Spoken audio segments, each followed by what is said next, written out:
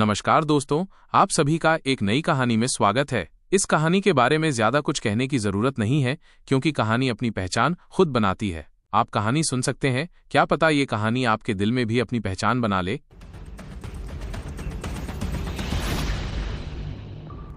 विक्रम अब मंच पर जाने के लिए और इंतजार नहीं कर सकता था। उसके अंदर किलिंग इंटेंट साफ झलक रहा था। आदर्श भी मंच पर आया। उसने एक गहरी सांस ली और विक्रम से करीब 30 फीट की दूरी पर कॉन्फिडेंस के साथ खड़ा हो गया। उसे बिल्कुल भी इमेजिन नहीं था कि उसका पहला मुकाबला सीधे विक्रम से होगा। ये तो सच में एक अजीब कोइंसिडेंस था। हाँ, आदर्श बहुत लंबे समय से विक्रम से लड़ना चाहता था। उसे अपनी मुट्ठियों से पीटकर जैसे आंखों के बदले आंख का बदला लेना हो। इस फाइट ने विक्रम के साथ साथ आदर्श को भी सुपर एक्साइटेड कर दिया था। इस लड़ाई के लिए उसने बहुत इंतजार किया था। इतने लंबे समय तक प्रेशर में रहने के बाद आज वो दिन था जब वो सारे हिसाब किताब चुकता कर देगा। ये तो सरप्राइज है कि अधिकारी रुद्र ने सच में विक्रम की मदद की। आदर्श और विक्रम के बीच क्या हुआ था, इसकी हल्की फुल्की मेमोरी है। लगता है आदर्श ने विक्रम की पीठ में छुरा घोंपा था, इसीलिए दोनों के बीच इतना बड़ा झगड़ा है। ये तो बहुत बढ़िया होगा, दोनों एक ही कबीले से हैं, इसलिए एक दूसरे को अच्छी तरह जानते हैं। विक्रम यकीनन आदर्श पर आसानी से अटैक नहीं करेगा। लोग एक अजीब सी खुशी के साथ आपस में बातें कर रहे थे। वे ताओ जनजाति के लोग थे, इसलिए एक ही ग्रुप के लोगों के बीच अंदरूनी लड़ाई देखना उनके लिए एक मजेदार बात थी। और तो और उनमें से एक आदर्श भी था। आदर्श तो पूरे टाइम बाहर खड़ा होकर ताओ जनजाति के लोगों को परेशान कर रहा था। अधिकारी रुद्र, मेरा एक सवाल है, क्या मैं पूछ सकता हूं? अखाड़े में खड़े होकर विक्रम ने कोई पोज नहीं दिया, बल्कि सीधे अधिकारी रुद्र से एक सवाल पूछा। बोलो, अधिकारी रुद्र ने जवाब दिया। अधिकारी रुद्र, योद्धाओं को युद्ध में पूरी ताकत झोंकनी पड़ती है, जिसके रिजल्ट में चोटें, विकलांगता और यहां तक कि मौत भी हो सकती है। क्योंकि इस फाइट में हमारा सीधा मुकाबला है। अगर कोई मर जाए या गंभीर रूप से विकलांग हो जाए तो क्या होगा? विक्रम ने ये शब्द कहे तो सभी ने एक छोटी सी सांस ली। विक्रम की बातों में कुछ भी गलत नहीं था। द्वंद्व युद्ध में चोट लगना कोई सरप्राइज की बात नहीं थी, लेकिन ऐसा पूछकर उसका साफ मतलब था कि उसने युद्ध के दौरान आदर्श को घायल करने का डिसीजन ले लिया था। पर उसे डर था कि स्वर्ण रक्षक के बुरे परिणाम उसे भुगतने पड़ेंगे, इसलिए उसने शुरू में ही पूछ लिया। जब तक अधिकारी रुद्र सहमत था, वह आदर्श को बुरी तरह से चोट पहुंचा सकता था। ये विक्रम वाकई क्रेजी और क्रूर है। अधिकारी रुद्र ने थोड़ा भौहें चढ़ाई और उदासीनता से कहा, विशाल जंगल में बहुत खतरा है। एक योद्धा जीवन और मृत्यु की लड़ाइयों का सामना करने के लिए मार्शल आर्ट सीखता है। नॉर्मल प्रैक्टिस के दौरान, चाहे वो परफॉर्मेंस हो, ट्रेनिंग हो या मुकाबला, सब कुछ सीरियसली करना होता है और पूरी ताकत लगानी होती है। हमारी डिमांड है कि हर लड़ाई को एक असली फाइट की तरह माना जाए। असली लड़ाई में हताहत होना कोई सरप्राइज की बात नहीं है। जब तक सामने वाला हार नहीं मानता, तब तक आप अटैक करते रह सकते हैं। अगर आप किसी की जान ले भी देते हैं तो आपके एक्शन की कोई जवाबदेही नहीं होगी। अधिकारी रुद्र के शब्दों से भीड़ में हंगामा मच गया। जब तक एक पक्ष हार नहीं मानता, तब तक चाहे गंभीर चोट लगे या मौत, क्या किसी को जिम्मेदार ठहराया जाएगा? विक्रम ने पूछा। अधिकारी रुद्र की बातों में एक लूप होल था। उसे बस आदर्श को इतना पीटना था कि वो मुंह ना खोल सके, जैसे आदर्श की गर्दन पकड़ना या उसकी ठोड़ी नोच लेना। विक्रम को पता था कि अधिकारी रुद्र को इस लूप होल के बारे में पता है। उसकी पूछताछ बस ये कंफर्म करने के लिए थी कि वो इस लूप होल का इस्तेमाल कर सकता है। अधिकारी रुद्र ने बिना कुछ कहे विक्रम को विचारमग्न होकर देखा। विक्रम जानता था कि अधिकारी रुद्र उसके इंटेंशन को भांप सकता है, इसलिए उसने खुलकर कहने का डिसीजन लिया, मैं स्वामी से झूठ नहीं बोलना चाहता, लेकिन आदर्श के साथ मेरा बहुत बड़ा झगड़ा है। आदर्श ने मेरे वीरान अस्थिसार को चुराने के लिए एक चीप मेथड अपनाया। मेरे रिसोर्सेज को चुराना मेरे माता पिता की हत्या करने के बराबर है। आदर्श ने बैंगनी रक्त क्षेत्र में एंटर करने के मेरे चांसेस को डिस्ट्रॉय कर दिया है। वो और मैं फेटल एनिमी है। विक्रम के ऊंचे शब्दों से भीड़ हैरान रह गई और वे तुरंत बड़बड़ाने लगे। तो यही था विक्रम और आदर्श के बीच का मामला। आदर्श ने विक्रम का साधना मार्ग ब्लॉक कर दिया था। कोई सरप्राइज नहीं कि विक्रम उससे इतनी नफरत करता था। तो पता चला कि आदर्श एक थीफ है, किसी ने प्राइवेटली कहा। एक गुलाम के लिए अपने मालिक की चीज चुराना, मालिक के लिए गुलाम को मारना जस्टिफाइड है। इसके अलावा उस गुलाम ने उजाड़ हड्डी का सार चुराया था, इसलिए विक्रम के पास आदर्श को मारने का और भी ज्यादा रीजन है। ये सही है, आगे का रास्ता ब्लॉक करना एक बड़ा बदला है। अगर विक्रम ने आदर्श को मार भी दिया होता तो भी स्वर्ण रक्षक कुछ नहीं कहते। मैंने सोचा था कि ये सिर्फ एक टूर्नामेंट है, लेकिन ये तो बदले की लड़ाई बन गई है। इसका कोई एंड नहीं होगा। अगर स्वर्ण रक्षक तर्क के फेवर में होते तो वे इंटरफेयर नहीं करते। भीड़ में बातें होने लगीं। विक्रम को ये सब सुनकर खून खौलता हुआ महसूस हो रहा था। विक्रम ने अधिकारी रुद्र की ओर देखा, उसके जवाब का इंतजार करते हुए। आखिरकार अधिकारी रुद्र ने धीरे से अपना सिर हिलाया। दरअसल वैभव दिव्य साम्राज्य के नियमों और उनके प्रतिशोध की परिस्थितियों के आधार पर आदर्श के साथ डेथ मैच का अनुरोध करना उसके लिए फेयर ही था। प्रभु की इच्छा के लिए थैंक यू। विक्रम बहुत खुश था। पिछले कुछ महीनों से उसे जो अपमान, हताशा और सदमे मिले थे वे सब उस पल फूट पड़े थे। जैसे जैसे उसकी किलिंग इंटेंट बढ़ती गई उसका ऑरा भी स्ट्रांग होता गया। लोग मेरा साथ दे रहे हैं, अधिकारी रुद्र मेरी मदद कर रहे हैं। आज इसी फ्लो में मैं इस कमीने की मार्शल आर्ट को डिसेबल कर दूंगा और उसे जिंदा मौत के घाट उतार दूंगा। विक्रम मन ही मन चिल्लाया। आदर्श ने विक्रम की ओर भावशून्य होकर देखा। लोग उसके बारे में बातें करने लगे, उसे दोष देने लगे। उन्होंने उसके द्वारा उजाड़ अस्थिसार चुराने पर अपनी घृणा और तिरस्कार प्रकट किया, लेकिन आदर्श ने इस पर कोई ध्यान नहीं दिया। करंट आदर्श एक गहरे कुएं की तरह शांत और अनकंट्रोल्ड था। विक्रम ने अपनी मुट्ठियां भींच लीं और एक शरारती मुस्कान के साथ कहा, तो क्या हुआ अगर तुमने मेरी उजाड़ हड्डी का सार चुरा लिया? इसे खाने के बाद भी तुम अब भी मेरे बराबर नहीं हो। उसने अपनी मांसपेशियों को खींचना शुरू कर दिया, जिसके रिजल्ट में चटकने की एक्सप्लोसिव ध्वनि उत्पन्न हुई। हड्डियां बिजली की तरह, कंडराएं मजबूत धनुष की तरह। विक्रम ने dragon rip tiger bone fist बहुत छोटी उम्र से ही सीखा था, इसलिए वो इसमें मास्टर था। उसके इस परफॉर्मेंस ने भीड़ में मौजूद योद्धाओं को सरप्राइज कर दिया। ये विक्रम एक रूथलेस व्यक्ति था। जैसे ही विक्रम आदर्श की ओर कदम बढ़ाता, उसके शरीर के जोड़ और मांसपेशियां धड़कने लगतीं। का विक्रम के नीचे की जमीन फट गई। उसकी ताकत बढ़ती जा रही थी और वो बढ़ता जा रहा था। युवा मास्टर विक्रम, इस छोटे कमीने को मार डालो, उसकी नसें तोड़ दो और उसका सिर मरोड़ दो। भीड़ के बीच योद्धा तैयारी शिविर के सदस्य अपने स्वामी के लिए अत्यंत उत्साहपूर्वक जयकारे लगा रहे थे। उनके लिए ये वो समय था जब वे अपना कॉन्फिडेंस ऊंचा रख सकते थे। आदर्श तब तक स्थिर खड़ा रहा जब तक कि विक्रम उसके सामने नहीं आ गया। गर्जन! विक्रम एक एनिमल की तरह दहाड़ा और एक जोरदार बाघ की तरह झपटा। बाघ ने धूल उड़ाई। विक्रम ने अपना पैर आदर्श की छाती की ओर बढ़ाया। उसकी ये लात पत्थर के रोलर के आकार के काले लोहे के पत्थर को आसानी से चकनाचूर कर सकती थी। अगर ये किसी पर भी गिरती तो वो टुकड़े टुकड़े हो जाता। भीड़ चिल्ला उठी। इस समय आदर्श के पॉइंट ऑफ व्यू से समय अचानक धीमा हो गया था। विक्रम की हर हरकत आदर्श की आंखों में साफ दिखाई दे रही थी। ज्योति के साथ कई बार मुकाबला करने के बाद अपनी सूझबूझ के आधार पर आदर्श को काफी एक्सपीरियंस हासिल हो गया था। इसके अलावा आदर्श की dragon rip tiger bone fist पूर्ण सामंजस्य की स्थिति तक पहुंच गई थी, जिससे पूर्व से आने वाली बैंगनी हवा का संचार हो रहा था। इसलिए आदर्श के खिलाफ dragon rip tiger bone fist का इस्तेमाल करके विक्रम ने अपनी किस्मत खुद ही तय कर दी थी। विक्रम की चालों में सभी खामियां आदर्श को एक नजर में दिख गईं। भले ही आदर्श ने विक्रम के हमलों की खामियों का उपयोग नहीं किया, फिर भी वो ताकत के अंतर के साथ विक्रम पर आसानी से हावी हो सकता था। विक्रम की लात को हवा के साथ आते देख ऐसा लगा जैसे उसके चेहरे पर ब्लेड चल रहे हों, लेकिन आदर्श एक कदम भी नहीं हिला।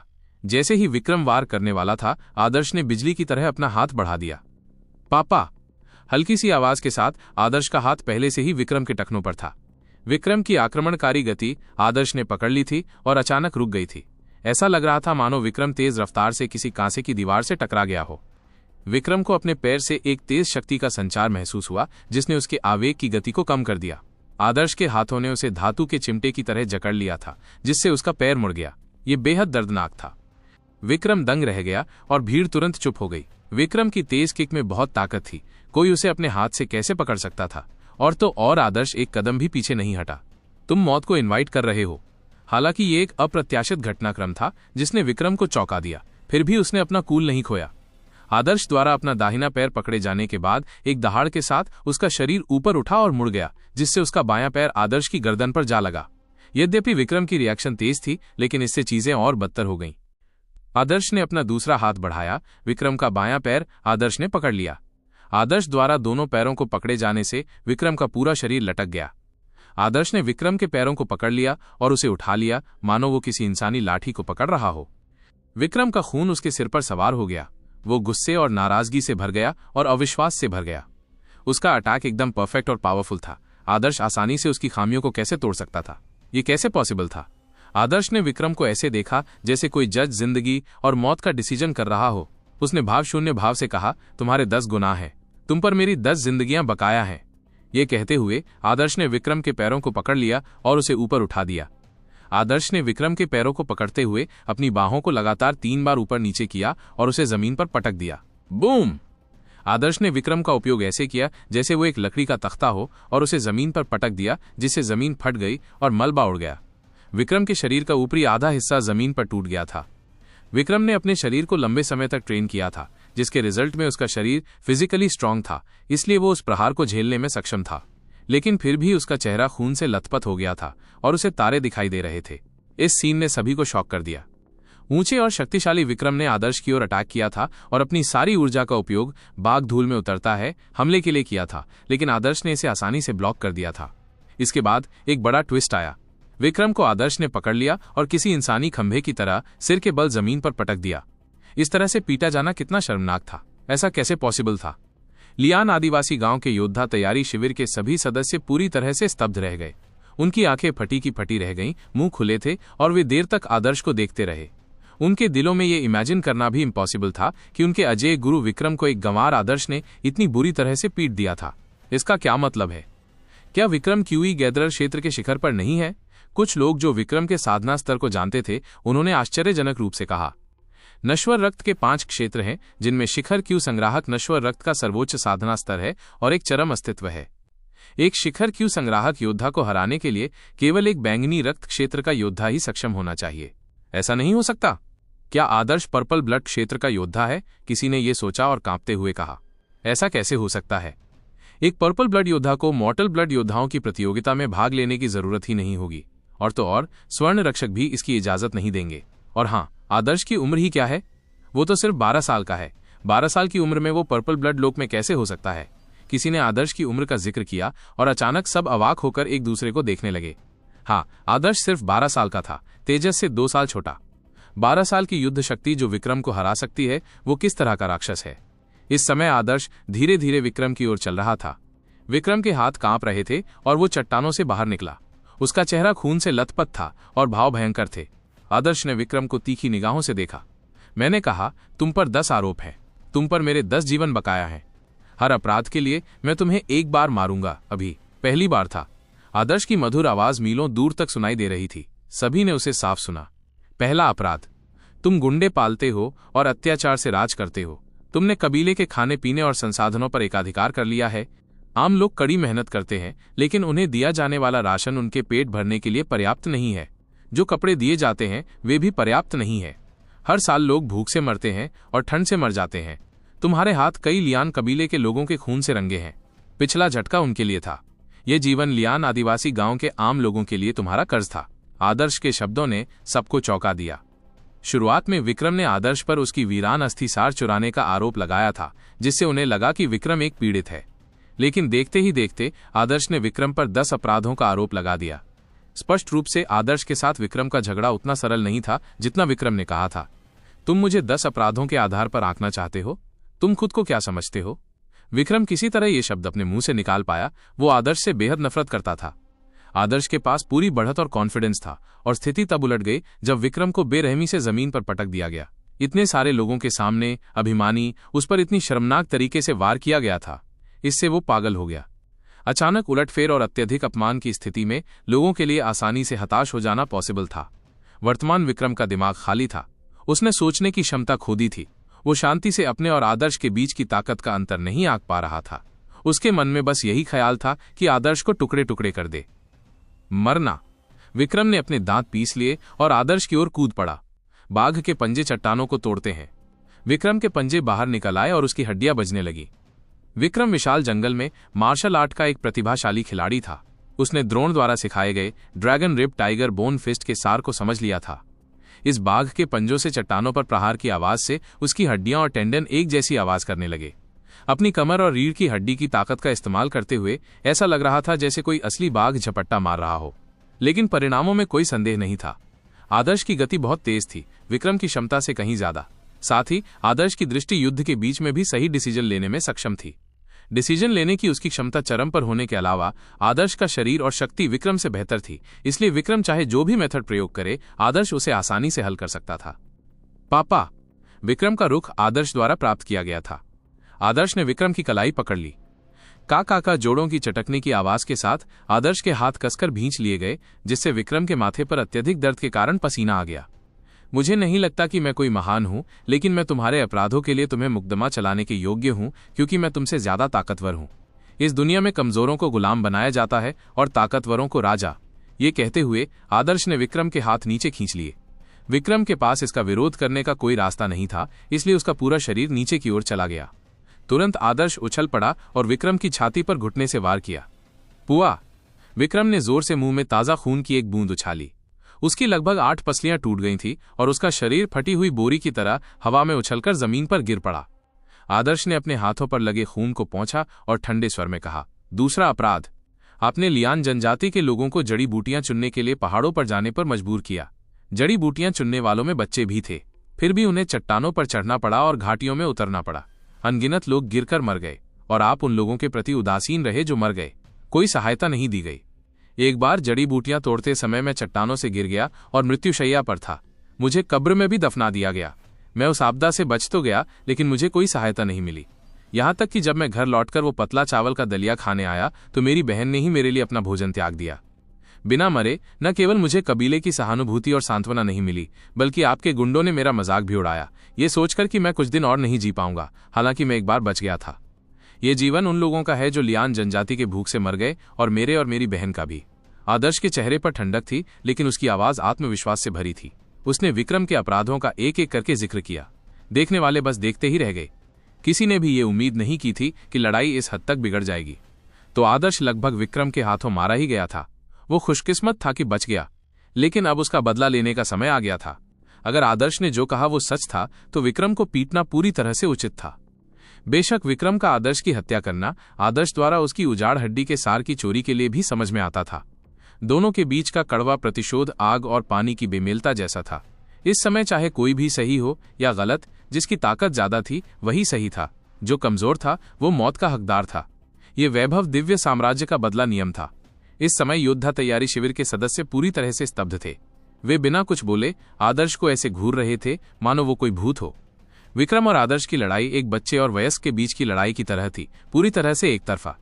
उन्हें इस बात का एहसास हो गया कि आज उनके स्वामी की हालत बहुत दयनीय हो जाएगी। विक्रम फिर से ऊपर चढ़ गया। उसकी हिम्मत टूटने की कगार पर थी। जी हां, शारीरिक घावों की तुलना में ये मानसिक पीड़ा थी जिसने इसे असहनीय बना दिया था।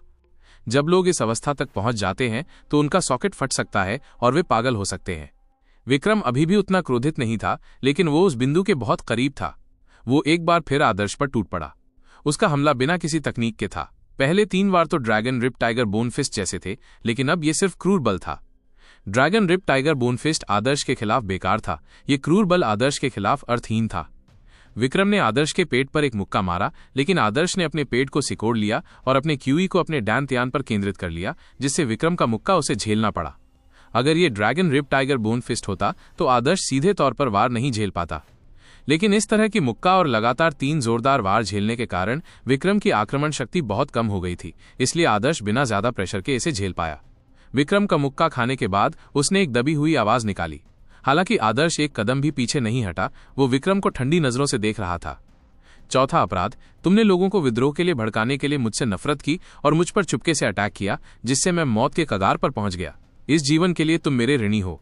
ये कहते हुए आदर्श ने विक्रम के पेट में घूंसा मारा। विक्रम का शरीर झींगे की तरह सिकुड़ गया। विक्रम आदर्श पर चाहे जिस तरह से अटैक करे, आदर्श भी उसे ठीक उसी तरह जवाब देगा। विक्रम कुत्ते की तरह जमीन पर पड़ा था। उसने खाया हुआ खाना और खून भी उगल दिया था। उसकी हालत बहुत दयनीय थी। 5वां अपराध, तुमने कबीले की जवान लड़कियों को अपनी दासी बनाने के लिए ढूंढा। तुम न सिर्फ उनके शरीर लूटते थे, बल्कि उनके साथ दुर्व्यवहार भी करते थे। तुम हमेशा से मेरी 15 साल की बहन के लालच में रहे थे। तुमने उसे एक कोने में धकेल दिया ताकि वो तुम्हारे चंगुल में फंस जाए। ये जिंदगी तुम्हें कबीले की जवान लड़कियों और मेरी बहन की बदौलत मिली है। विक्रम जमीन पर लेटा हुआ था और उसका सिर आदर्श की तरफ था। आदर्श ने सीधे उसके सिर पर एक लात मारी। एक धमाके के साथ विक्रम एक गेंद की तरह ऊपर उड़ गया और पीछे की ओर हवा में लुढ़क गया और फिर जोर से जमीन पर गिर पड़ा। जमीन पर कुछ बार लौटने के बाद वो जमीन पर लेट गया। उसका शरीर फैल गया। उसकी नाक की हड्डी पूरी तरह टूट चुकी थी। बिना किसी दिव्य अमृत के विक्रम विकृत हो जाएगा। विक्रम की नाक अब सिर्फ 2 खूनी छेदों में बदल गई थी। मार डालूंगा, मार डालूंगा। विक्रम को तो बोलने में भी दिक्कत हो रही थी। हर शब्द के साथ उसके मुंह के कोनों से खून निकल रहा था। वो पागल हो गया था। दरअसल अगर विक्रम हार भी मान लेता तो आदर्श उसे मौका ही नहीं देता। जैसे ही विक्रम अपना मुंह खोलने की कोशिश करता, आदर्श आसानी से विक्रम की ठोड़ी पर लात मार सकता था। ये कोई मुकाबला नहीं, बल्कि बदले की एक्शन थी। अधिकारी रुद्र ने भी इसकी इजाजत दी थी, और जिस व्यक्ति ने प्रतिशोध का सुझाव दिया था वो कोई और नहीं बल्कि विक्रम था। उसने अपनी कब्र खुद खोदी। चूंकि विक्रम ने पहले ही अपनी कब्र खोद ली थी, तो क्या आदर्श उसे दफनाकर फिर फावड़े से उसे भरकर इसका फायदा नहीं उठाएगा? जब आदर्श पास आया तो जमीन पर लेटा हुआ विक्रम अचानक उठ खड़ा हुआ। ऐसा लग रहा था जैसे उसने आदर्श को मुक्का मारने के लिए अपनी सारी ऊर्जा इकट्ठा कर ली हो। ये मुक्का स्वाभाविक रूप से आदर्श के लिए कोई खतरा नहीं था, लेकिन ये एक बनावटी चाल थी। जैसे ही विक्रम का मुक्का आधी दूरी तक गया, उसने अचानक अपनी मुट्ठी खोल दी, जिससे 3 उड़ते हुए खंजर निकल गए। छुपा हुआ हथियार। ये तीनों उड़ते हुए खंजर बर्फीली धातु से बने थे। इनकी धार नीली चमक रही थी और लगता था कि जहरीली थी। ये विक्रम का जीवन रक्षक तुरुप का पत्ता था। इसका इस्तेमाल करके ये उसका आखिरी उपाय था। हालांकि आदर्श ने विक्रम की हरकतों पर बहुत पहले ही ध्यान दे लिया था। जैसे ही उड़ते हुए खंजर निकले, आदर्श का शरीर तिरछा हो गया और उसकी उंगलियों ने 3 बार थपथपाया। Clang clang clang. 3 धातु की खनकने की आवाज सुनी जा सकती थी। 3 उड़ते खंजरों को आदर्श ने मार गिराया था। इसके तुरंत बाद आदर्श ने विक्रम के कंधे को पकड़ लिया और उसके जोड़ों को मरोड़ दिया। काचा। जिस हाथ से विक्रम ने छुपा हुआ हथियार फेंका था, उसे आदर्श ने तोड़ दिया था। विक्रम ने ठंडे पसीने में दयनीय चीख मारी। विक्रम का दाहिना हाथ अजीब कोण पर मुड़ा हुआ था और एक सफेद हड्डी बाहर निकली हुई थी। छठा अपराध। आपने लियान जनजाति के लोगों से झूठ बोला, उन्हें जहरीली हड्डियों को परिष्कृत करने के लिए मजबूर किया। जब उन्होंने अपनी जीवन शक्ति और मूल्य का दुरुपयोग किया, तो आपने उन्हें कोई मुआवजा नहीं दिया। वे बस अपनी मृत्यु का इंतजार कर सकते थे। लेकिन लोग अज्ञानी थे, उन्हें अपनी मृत्यु का कारण नहीं पता था। इसके बजाय आपने उन्हें गुमराह किया, जिससे वे आपके लिए काम करते रहे। इस वजह से लियान जनजाति के 20 स्वस्थ शरीर वाले पुरुषों की मृत्यु हो गई। ये स्वस्थ शरीर वाले पुरुष अपने परिवारों के कमाने वाले थे। उनके मरने के बाद शेष विधवाओं और अनाथों के लिए विकट परिस्थितियां पैदा हो गईं। ये जीवन उन स्वस्थ शरीर वाले पुरुषों, उनकी पत्नियों, बच्चों और मेरे लिए है जो मर गए। ये कहते हुए आदर्श ने विक्रम की गर्दन पकड़ी और हाथ बढ़ाकर उसे ऊपर उठा लिया। विक्रम दूर से देखने पर सुअर के मांस के टुकड़े जैसा लग रहा था। आदर्श ने फिर विक्रम का सिर जमीन पर पटक दिया। बूम! जमीन फिर से फट गई। विक्रम का चेहरा अब बुरी तरह क्षत विक्षत हो गया था। उसका आधा शरीर मलबे में दब गया था। उसकी हालत बहुत बुरी थी, क्योंकि चट्टानें लाल हो गई थीं। 7वां अपराध। तुमने उन उजड़ी हुई हड्डियों को निखारा जिनसे हृष्ट-पुष्ट लोगों की मौत हुई, फिर भी तुमने मुझे फंसाया, ये कहते हुए कि मैं प्लेग से संक्रमित था और मुझ पर भूत प्रेत का साया था, जिससे लोगों की मौत हुई। लोगों को सच्चाई नहीं पता थी और वे मुझसे हद से ज्यादा नफरत करते थे। ये नफरत तुम्हें धिक्कारती है, ये कहते हुए उसने विक्रम का सिर पैर से कुचल दिया। काचा। आदर्श के पैरों तले दबकर पत्थरों का ढेर जोर से टूट गया। विक्रम ने एक आवाज भी नहीं की। उसका सिर जमीन में धंसा हुआ था, उसका शरीर लगातार ऐंठ रहा था। आदर्श ने विक्रम का 7वां अपराध गिना था और उसे 7 बार पीटा था, लेकिन अब विक्रम उठ नहीं पा रहा था। युवा स्वामी। लियान जनजाति के सदस्यों के चेहरे पीले पड़ गए और उनकी आवाज कांप रही थी। उन्होंने कभी सोचा भी नहीं था कि इतना छोटा, मासूम, आसानी से परेशान होने वाला आदर्श अचानक इतनी बड़ी ताकत हासिल कर लेगा। उसने उनके ऊंचे और शक्तिशाली स्वामी विक्रम को धूल चटा दी थी। लियान आदिवासी कबीले के योद्धा तैयारी शिविर के सदस्य ही नहीं, ताओ आदिवासी कबीले के लोग भी कांप उठे। ये कोई मुकाबला नहीं, बल्कि एक क्रूर हत्या थी। ये आदर्श बहुत निर्दयी था, लेकिन उसके बयानों के आधार पर उसके और विक्रम के बीच जबरदस्त झगड़ा था। आदर्श का उसके खिलाफ ऐसा करना अनुचित नहीं था। विक्रम के कृत्य वास्तव में शैतानी और हृदयहीन थे, लेकिन उस विशाल जंगल में इस तरह की चीजें असामान्य नहीं थीं।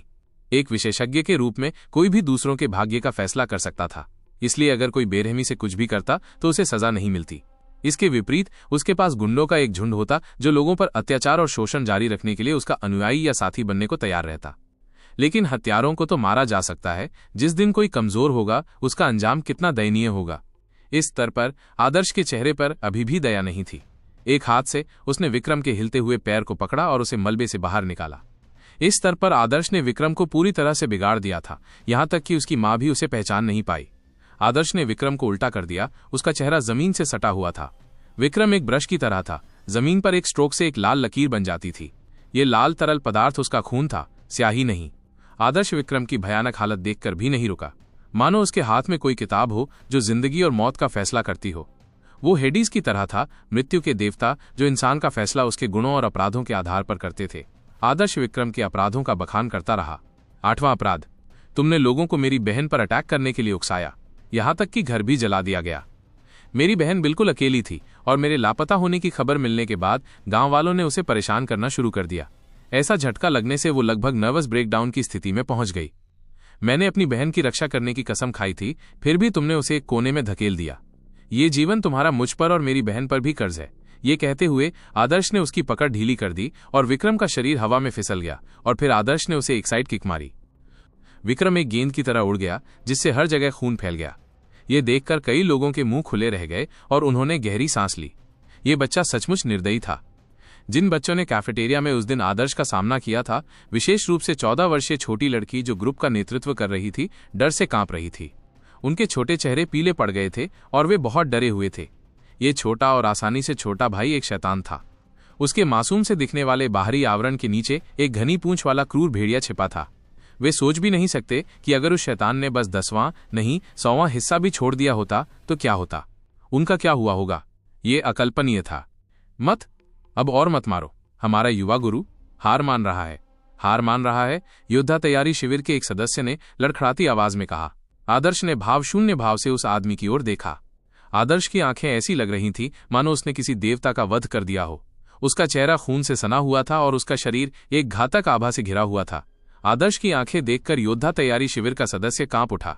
धड़ाम से वो जमीन पर घुटनों के बल गिर पड़ा। आदर्श का आभा मंडल बहुत दमनकारी था। उसने विक्रम को इस हालत में पहुंचा दिया था। विक्रम का गुलाम होने के नाते उस आदमी में आदर्श का सामना करने की हिम्मत कैसे हुई? तुमने क्या कहा? आदर्श ने फिर सवाल किया। वो आदमी तुरंत चुप हो गया क्योंकि उसे अपने शब्द कहने का पछतावा था। मैंने कुछ नहीं कहा, मैंने कुछ नहीं कहा। ये कहते हुए वो कांप उठा और अधिकारी रुद्र की ओर देखने लगा, उम्मीद करते हुए कि अधिकारी रुद्र आदर्श को और हिंसा करने से रोकेगा। आदर्श को रोकने वाला एकमात्र व्यक्ति अधिकारी रुद्र ही था। ये साफ था कि कौन जीता था। जैसे ही अधिकारी रुद्र ने ये शब्द कहा, आदर्श को रुकना पड़ा। लेकिन अधिकारी रुद्र शांत था, मानो जो कुछ भी हुआ उससे उसका कोई लेना देना नहीं था।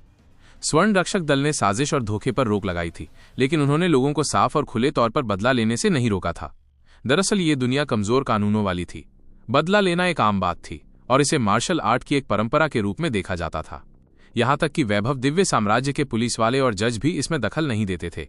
इसके अलावा इस बदले की शुरुआत खुद विक्रम ने की थी। एक योद्धा होने के नाते जिसने जीवन मरण की लड़ाई शुरू की थी, उसे अपने जीवन के लिए खुद जिम्मेदार होना पड़ा। इसलिए अधिकारी रुद्र ने बस देखा और हस्तक्षेप नहीं किया। योद्धा तैयारी शिविर के सदस्यों ने चाहे जितना भी चाहा कि अधिकारी रुद्र प्रतियोगिता खत्म कर दे, ये बेकार था।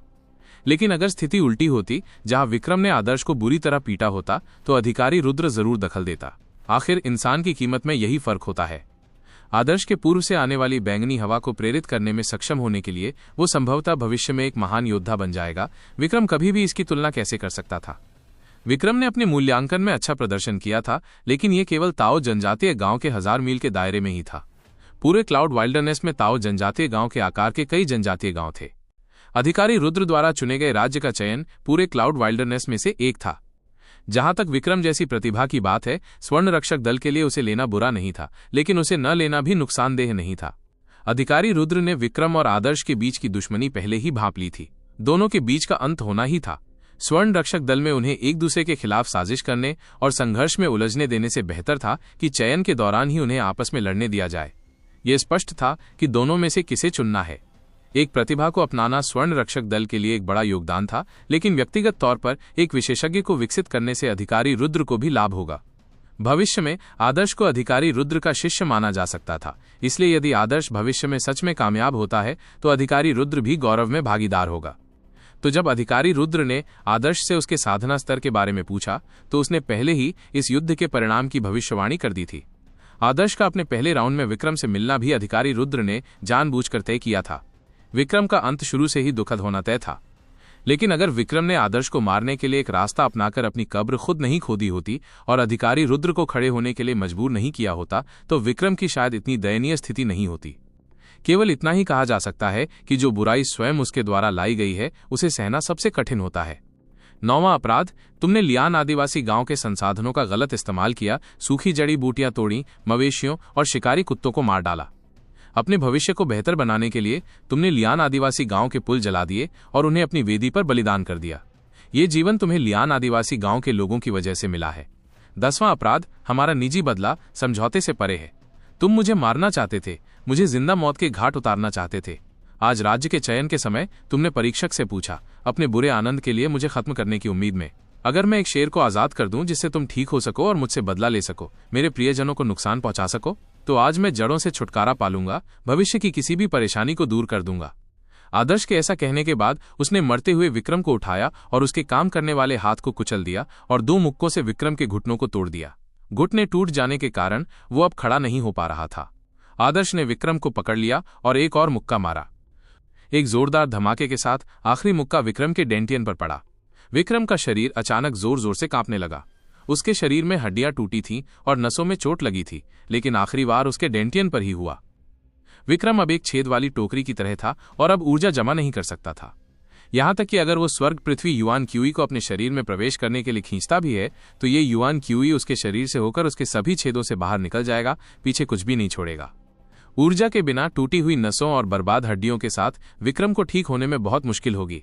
वो जीवन भर के लिए अपंग हो जाएगा और उसे कई सालों तक बिस्तर पर रहना पड़ेगा। विक्रम को आदर्श ने पूरी तरह से अपंग बना दिया था। जिस क्षण आदर्श ने विक्रम को अपंग बनाया उसे बहुत अच्छा महसूस हुआ। आखिरी वार ने आदर्श को संतुष्टि और खुशी का एहसास कराया।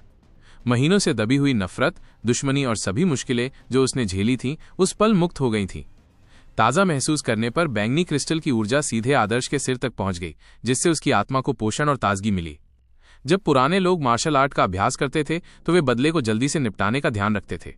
शायद यही कारण था कि इससे दिल और दिमाग शांत हो जाता था और आगे बढ़ने में आने वाली रुकावटें कम हो जाती थीं। एक झटके में विक्रम का शरीर मरे हुए कुत्ते की तरह जमीन पर गिर पड़ा। उसने जितनी सांस ली थी उससे ज्यादा सांस बाहर छोड़ी। विक्रम का चेहरा पीला पड़ गया था और आंखें धुंधली पड़ गई थीं। उसकी पुतलियां भी धुंधली थीं। वो जमीन पर बिना हिले पड़ा था। इतनी गंभीर चोटें लगना, अपनी मार्शल आर्ट को अपंग कर देना और नसों को तोड़ देना महत्वाकांक्षी विक्रम के लिए ये एक जानलेवा सदमा था।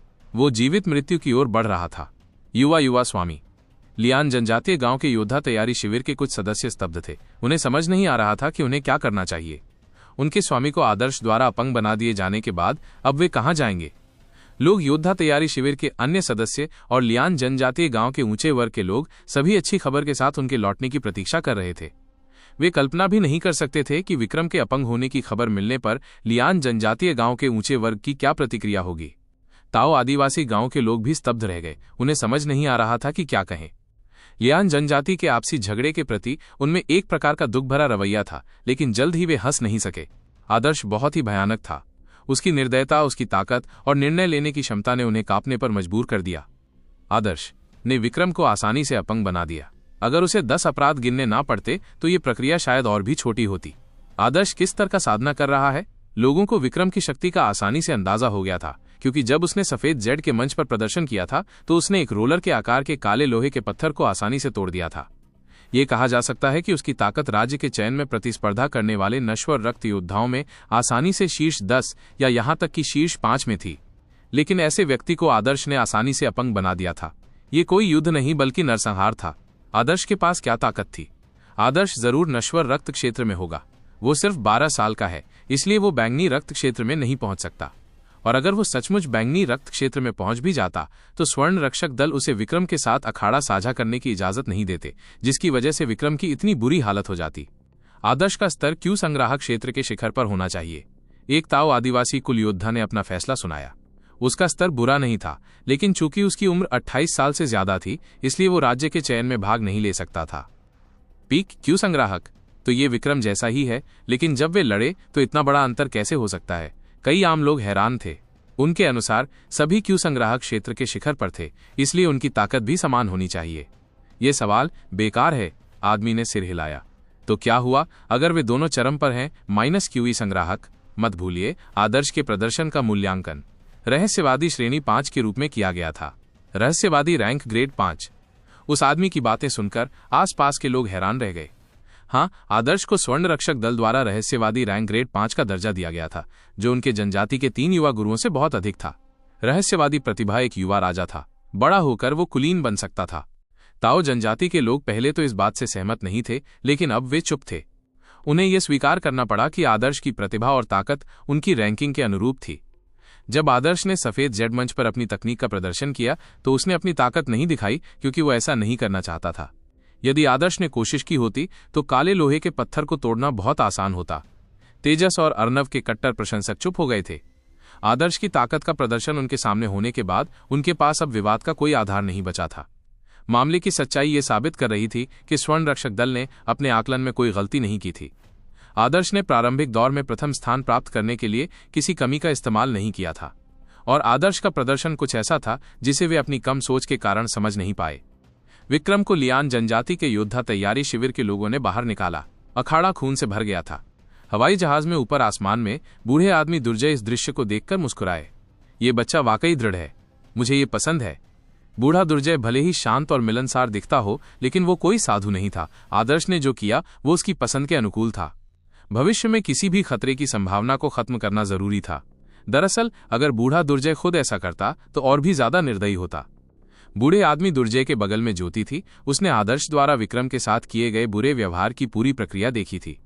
वो भले ही पवित्र हो और दुनिया से अलग थलग रहती हो, लेकिन वो कोई दयालु परी नहीं थी जो चींटी पर पैर रखना भी बर्दाश्त न कर सके। बड़े मुद्दों पर ज्योति के अपने विचार और सिद्धांत थे। ज्योति ने कहा, गुरुजी, कल रात मैंने आदर्श के साथ फिर से मुकाबला किया। उसकी सीखने की क्षमता बहुत तेज है और वो तेजी से बढ़ता है। उसकी ताकत भले ही पर्पल ब्लड क्षेत्र के सामने न टिक पाए, लेकिन वो उससे बहुत दूर भी नहीं है। ओह, इस विशाल जंगल में वो वाकई बहुत अच्छा है। देखते हैं, कुछ और राउंड में वो तेजस से मुकाबला करेगा। हो सकता है कि हमारे लिए कोई सरप्राइज इंतजार कर रहा है। हवाई जहाज के नीचे तेजस उदास होकर विक्रम को देख रहा था, जिसकी सांसें मुश्किल से ही बची थीं। इस बिंदु पर हर कोई जानता था कि नश्वर रक्त योद्धाओं की इस प्रतियोगिता में केवल तेजस और आदर्श ही प्रथम स्थान के लिए लड़ रहे थे। तेजस को विक्रम की ताकत का अंदाजा था। हालांकि लियान आदिवासी गांव के योद्धा तैयारी शिविर के सदस्य कमजोर थे, लेकिन उनके गुरु विक्रम में कुछ क्षमता जरूर थी। लेकिन अब उसकी इतनी बुरी हालत हो चुकी थी, ये एक बर्बादी थी। यहां तक कि घमंडी तेजस को भी आदर्श के खिलाफ दबाव महसूस हुआ। पिताजी, मैं वंशवादी हथियार का उपयोग करने का अनुरोध करता हूं। तेजस ने अपनी आवाज अपने पिता तक पहुंचाई। तेजस ने मूल रूप से अपनी जबरदस्त ताकत दिखाने के लिए बिना हथियार लड़ने की योजना बनाई थी, लेकिन अब उसे आदर्श को हराने के लिए वंशवादी हथियार की जरूरत थी। तेजस की तलवारबाजी में महारत थी। तेजस को पूरा विश्वास था कि वो स्वर्ग की 9 रहस्यमयी तलवारों के साथ स्त्री पुरुष तलवार जोड़ी का इस्तेमाल करके आदर्श को हरा सकता है। भले ही वो आदर्श के खिलाफ कोई आम मुकाबला नहीं था, तेजस फिर भी वंशवादी हथियारों की निषिद्ध ऊर्जा का उपयोग कर सकता था। एक बार जब उसने उस निषिद्ध ऊर्जा का उपयोग कर लिया तो वो युद्ध में आगे निकल सकता था। ताओ कबीले के पूर्वजों के हथियारों का इस्तेमाल करके जीत हासिल करना कोई शानदार जीत नहीं थी, लेकिन तेजस को इसकी ज्यादा परवाह नहीं थी। तेजस के पिता एक पल के लिए चुप हो गए। वे चुपचाप अपने बड़े भाई से बातचीत कर रहे थे। काफी देर बाद बड़े बुजुर्ग ने तेजस को अपनी आवाज दी, तेजस, सावधान रहना कि वंशवादी हथियार का इस्तेमाल करके तुम्हें जीतना है, हारना नहीं है। हमारे ताओ आदिवासी गांव के वंशवादी हथियार की 1000 साल पुरानी विरासत है। ताओ आदिवासी गांव के आध्यात्मिक संरक्षक इस वंशवादी हथियार की रक्षा करते हैं। अगर आप इस वंशवादी हथियार के साथ किसी छोटे आदिवासी गांव के किसी आम आदमी से हार जाते हैं तो ये हमारे पूर्वजों का सबसे बड़ा अपमान होगा। यहां तक कि इस वंशवादी हथियार में निहित सभी आशीर्वाद भी नष्ट हो जाएंगे। निर्णय लेने से पहले महापुरुष ने इस विषय पर काफी देर तक विचार विमर्श किया। ताओ जनजाति के पूर्वजों के हथियार न केवल एक सुरक्षात्मक हथियार थे, बल्कि अनुष्ठानों में भी इस्तेमाल किए जाते थे। कई चीजें दांव पर लगी थीं। विशाल जंगल में अनुष्ठानों से जुड़ी हर चीज पर विशेष ध्यान दिया जाता था। युद्ध में वंशवादी हथियारों का इस्तेमाल करना जनजाति के गौरव की बात मानी जाती थी। तेजस ने कहा, चिंता मत करो कुलपति, वंशवादी हथियारों के साथ मेरी ताकत कई गुना बढ़ जाएगी, जिससे मेरी जीत सुनिश्चित हो जाएगी। तेजस ने ये बात सच ही कही थी। उसे पूरा यकीन था कि वो युद्ध जीत जाएगा। वो निषिद्ध ऊर्जा का इस्तेमाल करने में जरा भी नहीं हिचकिचाएगा। आदर्श के मंच पर जाने के बाद मैच काफी शांतिपूर्ण हो गए। इससे पहले अधिकारी रुद्र ने कहा था कि अगर कोई दुश्मनी है तो वे उसे अखाड़े में सुलझा सकते हैं और स्वर्ण रक्षक दल इसमें हस्तक्षेप नहीं करेंगे। लेकिन जिनके बीच कोई दुश्मनी नहीं है, उन्हें मरते दम तक लड़ने की इजाजत नहीं है। जरूरत पड़ने पर स्वर्ण रक्षक दल लड़ाई खत्म कर देंगे। यद्यपि ताओ आदिवासी गांव के कुलीनों ने कुशलता से लड़ाई लड़ी, लेकिन आदर्श द्वारा विक्रम को पीटने के दृश्य प्रभाव की तुलना में अभी भी एक बड़ा अंतर था। लोग आदर्श और तेजस के बीच अंतिम लड़ाई की प्रतीक्षा कर रहे थे। उस दिन 20 से ज्यादा मुकाबले हुए। आदर्श का दोपहर में एक और राउंड था, ताओ जनजाति के एक कुलीन वर्ग के खिलाफ। यह आदमी हृष्ट पुष्ट था और उसकी उम्र 20 के आसपास थी। प्रारंभिक और सेमीफाइनल में उसके नतीजे विक्रम से ज्यादा बुरे नहीं थे। ताओ जनजाति के कुलीन लोग बहुत घमंडी थे।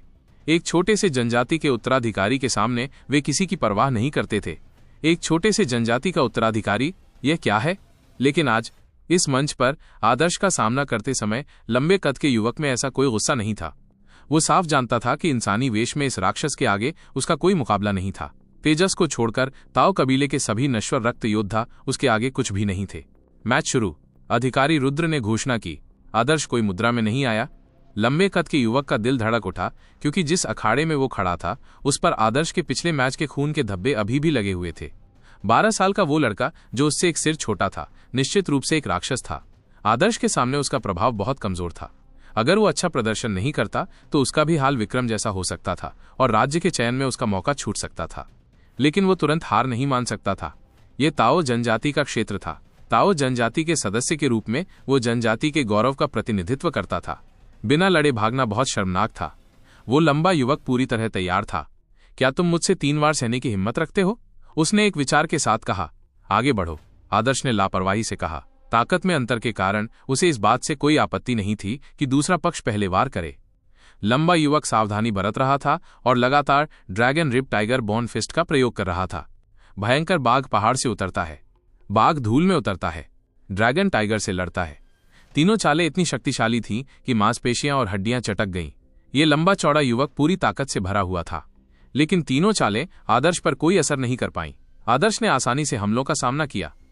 शुरू में आदर्श ने सोचा कि वो 3 चालों के बाद हमला कर सकता है, लेकिन लंबे युवक ने अप्रत्याशित रूप से अपने हाथों को नमस्ते की मुद्रा में करते हुए कहा, आपकी मार्शल आर्ट मजबूत है, मैं अपनी हार स्वीकार करता हूं, मैं हार मानता हूं। ये कहकर वो लंबा युवक बिना देर किए मैदान से बाहर चला गया। इससे आदर्श के मन में मिली जुली भावनाएं उठीं। वो समझ गया कि युवक जानता था कि वो उसका मुकाबला नहीं कर सकता, लेकिन तुरंत हार नहीं मान सकता था। इसलिए उसने 3 बार हमला करके अपनी रणनीति पूरी की। चूंकि आदर्श ने उसे ऐसा करने दिया था, इसलिए उसे घायल होने की चिंता करने की जरूरत नहीं थी। 3 चालों के बाद वो खुले तौर पर हार स्वीकार कर सकते थे। ये व्यक्ति निश्चित ही चालाक था। हालांकि लंबे कद के युवक ने हार मान ली थी, वो पूरी गरिमा के साथ हारा था। ताओ जनजाति के लोगों को उसकी जीत की उम्मीद नहीं थी, इसलिए नतीजा उम्मीद के मुताबिक ही रहा। बाद में ताओ जनजाति के कई विशेषज्ञों ने भी उस लंबे युवक जैसी ही रणनीति अपनाई। हार मानने से पहले उन्होंने आदर्श पर कई बार हमला किया। वे अभी भी दूसरों के साथ स्थान के लिए प्रतिस्पर्धा कर रहे थे, ये जानते हुए कि वे आदर्श के सामने कुछ भी नहीं थे। उनके पास अपनी ऊर्जा बर्बाद करने और मौत को दावत देने का कोई कारण नहीं था। इस प्रकार आदर्श बिना किसी प्रतिरोध के फाइनल में पहुंच गया। फाइनल में पहुंचने वाला दूसरा व्यक्ति कोई और नहीं बल्कि तेजस था। तेजस और आदर्श नश्वर रक्त क्षेत्र की 2 प्रमुख हस्तियां थीं। अंततः उनमें टकराव हुआ। ये लड़ाई ध्यान का केंद्र थी। ताओ कबीले में हालांकि तेजस के समर्थक अर्नब से कम थे, फिर भी इकट्ठा हुए लोग बहुत ज्यादा थे। कई किशोर लड़कियां पहले से ही तेजस को, जो उनकी ही उम्र की थीं, अपना आदर्श मान चुकी थीं। ये घरेलू मैदान का फायदा था। जब भी तेजस मंच पर जाती तो जोरदार तालियां बज उठतीं। दोपहर हो चुकी थी, सूरज पश्चिम में डूब रहा था। राज्य के चुने गए नश्वर रक्त के अंतिम राउंड में पूरा 1 दिन लग गया था। क्या तुम्हें आराम की जरूरत है? अधिकारी रुद्र ने पूछा। असल में वे फाइनल राउंड 2 दिनों में आयोजित करने की योजना बना रहे थे, ताकि आदर्श और तेजस के बीच मुकाबला अगले दिन के लिए छोड़ा जा सके। कोई जरूरत नहीं है, तेजस ने सिर हिलाया। पिछले मुकाबलों में उसने शायद ही कोई ऊर्जा खर्च की हो, क्योंकि ताओ कबीले के कुलीन लोग उसके सामने तुरंत हार मान लेते थे। इसलिए तेजस हमेशा अपनी सर्वोत्तम स्थिति बनाए रखता था। आदर्श भी इससे अलग नहीं था।